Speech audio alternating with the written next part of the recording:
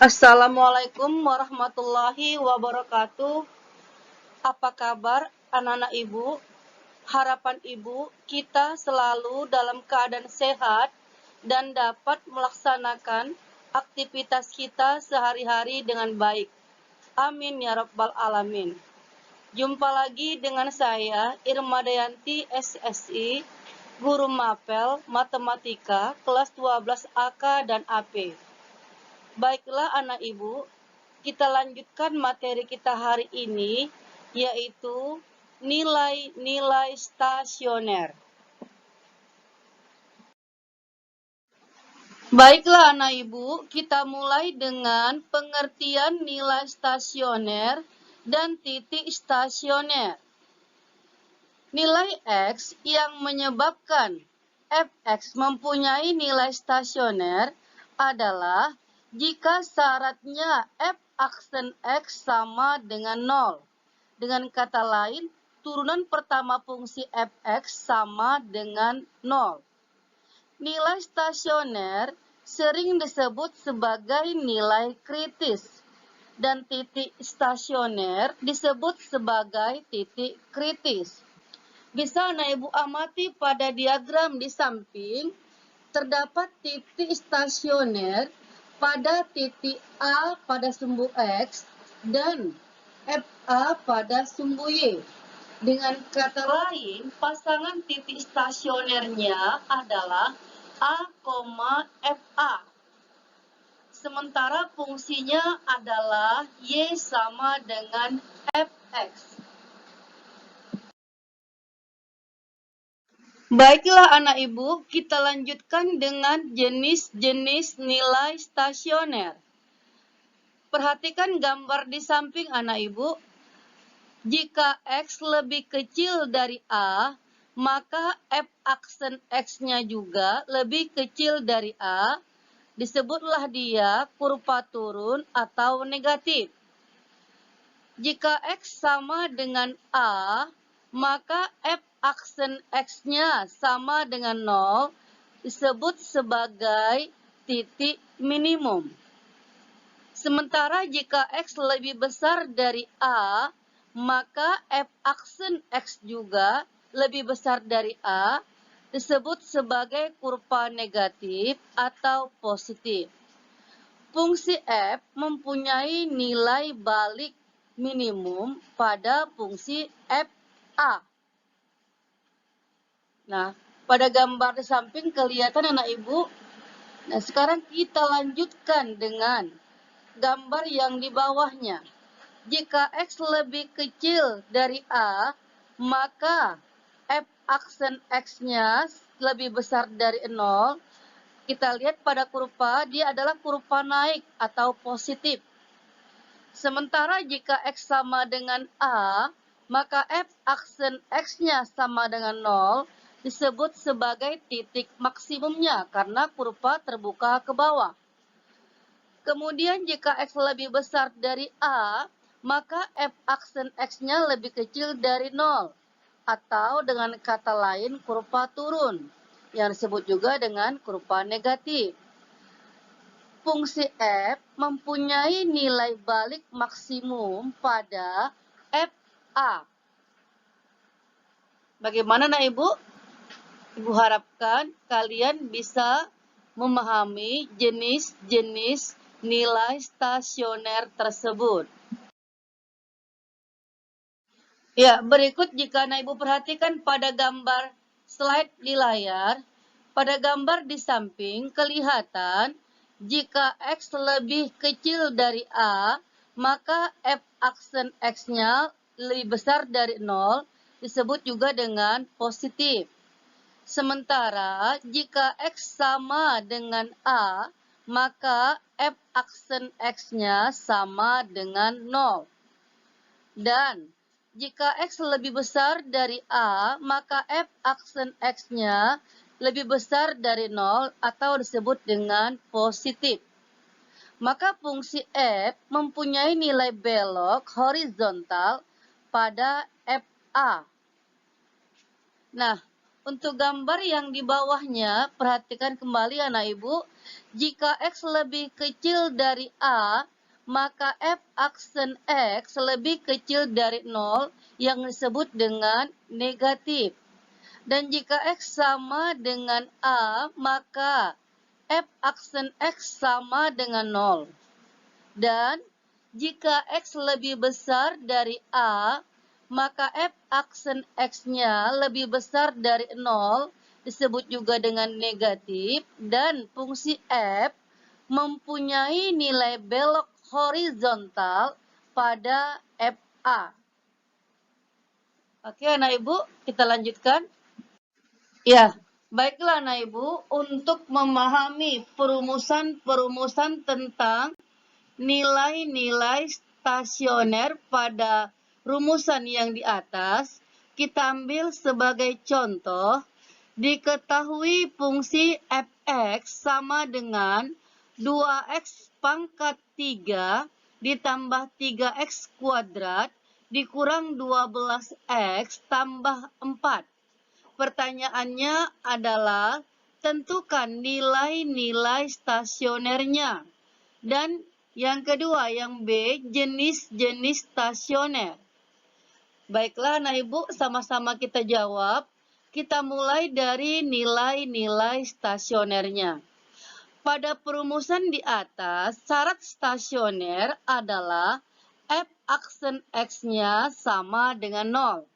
Maka langkah awal anak ibu, fungsi f(x) tadi kita turunkan dulu atau kita cari turunan pertama dari fungsi f(x). Kita mulai dari 2x pangkat 3. 2x pangkat 3 turunannya adalah 2 kali 3, 6. Pangkat semula 3 dikurangi 1 tinggallah 2. Maka 6x pangkat 2. Kemudian 3x kuadrat turunan pertamanya. 3 kali 2, 6. X yang semula pangkat 2 kurangi 1 tinggallah pangkat 1, maka hasilnya 6x. Berikut min 12x, turunan pertamanya adalah min 12 kali 1 min 12. X yang pangkat semula 1 kurang 1 jadi 0. X pangkat 0 nilainya 1, maka turunan pertamanya adalah min 12. Nah, berikut kita dapatlah bahwasanya F aksen X-nya sama dengan 6X pangkat 2 ditambah 6X kurang 12. Nah, syarat nilai-nilai stasionernya adalah F aksen X sama dengan 0. Maka turunan pertama tadi kita buat persamaannya sama dengan 0. Dapat dengan cara memfaktorkan. Kita keluarkan angka 6 dengan sifat distributif, maka tinggallah di dalam 6 dikali x kuadrat. Kemudian 6x kita keluarkan juga 6, tinggal variabel x. Berikut min 12, 6 dikali min 2. Maka hasilnya 6 dikalikan dengan, atau buka kurung, x kuadrat tambah x kurang 2 sama dengan 0. Nah, berikut akan kita faktorkan. Cara pemaktorannya seperti biasa, nah ibu, kita perhatikan di situ ada x kuadrat tambah x kurang 2. Maka langkah untuk memfaktorkannya adalah temukan dua bilangan jika dikalikan min 2 dan jika dijumlahkan 1. Maka didapatlah angkanya jika dikalikan dia min 2, jika dijumlahkan positif 1. Maka diperolehlah angkanya 2 dan min 1. Nah, didapat pemaktorannya 6 dikali X tambah 2 dikali X kurang 1 sama dengan 0. Maka didapat X tambah 2 sama dengan 0 atau X1 sama dengan min 2. Kemudian X kurang 1 sama dengan 0. Diperolehlah X2-nya sama dengan 1. Nah, untuk menentukan nilai titik stasionernya, kita substitusi saja harga X1 maupun harga X2 kepada fungsi f(x). Untuk X1 yang bernilai min 2, kita masukkan ke fungsi semula. F min 2 sama dengan 2 dikali min 2 pangkat 3 ditambah 3 kali min 2 pangkat 2 dikurangi 12 kali min 2 ditambah 4. Jadi itulah fungsi semula. Nah, kita hitung sama-sama, nak. Min 2 pangkat 3 min 8. Min 8 kali 2 min 16. Sementara min 2 pangkat 24 kali 3 adalah 12. Maka min 16 ditambah min 12 ditambah 12 adalah min 4. Min 4 ditambah, karena min 12 kali min 2 24, maka min 4 tambah 24 hasilnya 20, ditambahkan dengan 4, maka total keseluruhannya adalah 24. Nah, berikut untuk X sama dengan 1 titik stasionernya. Substitusi harga X sama dengan 1 kepada fungsi fx. Tukarlah atau rubahlah angka X-nya dengan nilai 1. Maka 2 dikali 1 pangkat 3 ditambah 3 dikali 1 pangkat 2 dikurang 12 kali 1 ditambah 4. Kita hitung sama-sama ya, nak ya. 1 pangkat 3 nilainya 1 dikalikan 2 tentu 2. 1 pangkat 2 nilainya 1 dikalikan 3 tentu 3. Min 12 kali 1 min 12. Kemudian kita jumlahkan. 2 tambah 3 5. 5 dikurang 12 itu min 7. Min 7 tambah 4 hasilnya minus 3. Maka diperolehlah nilai-nilai stasionernya atau titik stasionernya pada F sama dengan min 2 itu nilainya 24.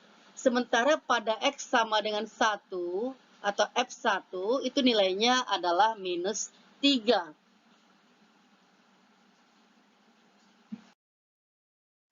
Berikut soal yang B, yaitu jenis-jenis stasionernya. Sudah sama-sama kita hitung pada soal yang A, bahwasanya F aksen X-nya adalah 6X kuadrat ditambah 6X kurang 12. Yang sudah kita faktorkan tadi sama-sama ya, nak ya. Yaitu 6 dikalikan X tambah 2 dikalikan dengan X kurang 1.